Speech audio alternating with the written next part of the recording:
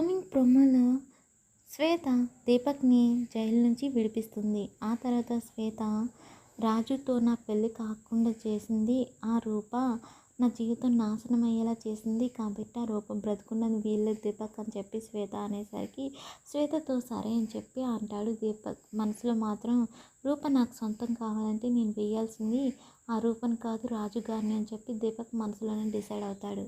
ఇక నెక్స్ట్ బోనాల కోసం రాజు, రూప, విరూపాక్షి వాళ్ళు బోనాలు ఎత్తుకొని గుడికి వెళ్తూ ఉంటారు. రాజు, రూప చాలా సంతోషంగా వెళ్తూ ఉంటే గుళ్ళో చాలా సంబరాలు జరుగుతూ ఉంటాయి. అక్కడ పోతురాజు బాబు గెటప్లో దీపక్ ఏమో రాజుని చంపడానికి అంతా కూడా సిద్ధం చేసుకొని ఉంటాడు.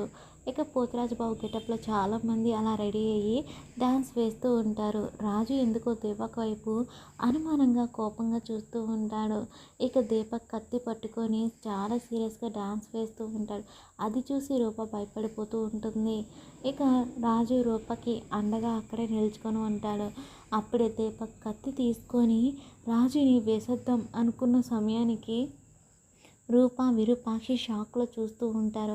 అప్పుడే అక్కడికి వచ్చిన సూర్యప్రతాప్ రూప, రాజుల్ని ఇద్దరిని కూడా పక్కకు నెట్టేస్తాడు. దాంతో ఆ కత్తి సూర్యప్రతాప్ కడుపులో గుచ్చుకుంటుంది. ఇక ఒక్కసారిగా కింద పడిపోతాడు సూర్యప్రతాప్. అది చూసిన రాజు, రూప అందరూ కూడా కంగారుగా సూర్యప్రతాప్ దగ్గరికి వెళ్తే రాజు ఏమో పెద్దయ్య పెద్దయ్య అని చెప్పి అరుస్తూ ఉంటాడు. మరి ఏం జరగబోతుంది? దీపక్ కత్తిపోటుకి సూర్యప్రతాప్ చనిపోబోతున్నాడా లేదన్నది అప్కమింగ్ ఎపిసోడ్స్ చూద్దాం.